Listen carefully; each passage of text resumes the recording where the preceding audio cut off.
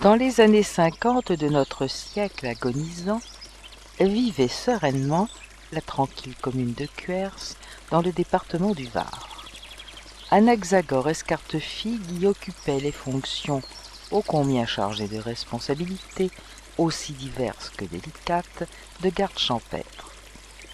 Garde champêtre, chez les Escartefigue, on l'était de père en fils, ou tout au moins depuis celle qui avait vu les épousailles de Basile Escartefigue sous le règne de Napoléon III, avec une belle jeune femme grecque venue chercher bonheur et fortune dans cette France et sur cette côte jadis colonisée par ses ancêtres de fossés.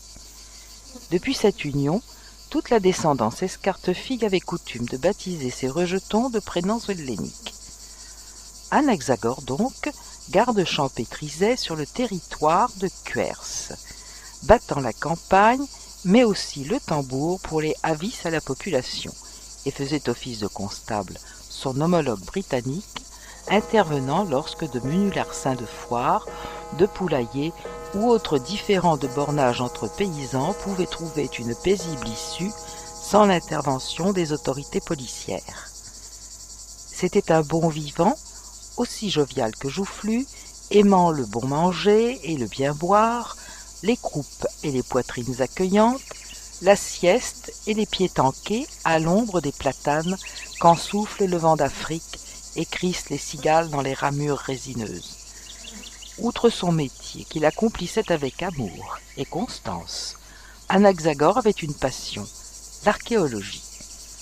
Comme la plupart des autodidactes, il avait acquis en cette matière des connaissances théoriques certes, mais fondées aussi bien sur l'expérience et qui eussent confondu bien des prétendus professionnels appointés par nos impôts. Cette passion était complémentaire de ses activités officielles.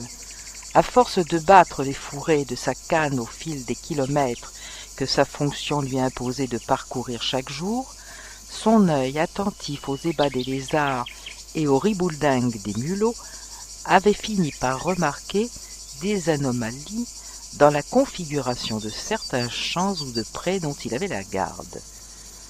De ses connaissances retenues de la lecture des quelques livres de la bibliothèque municipale traitant des choses de l'ancien temps, il lui revenait en parcourant certains sites le souvenir confus de photographies des restes de monuments, d'habitations antiques, romaines ou grecques.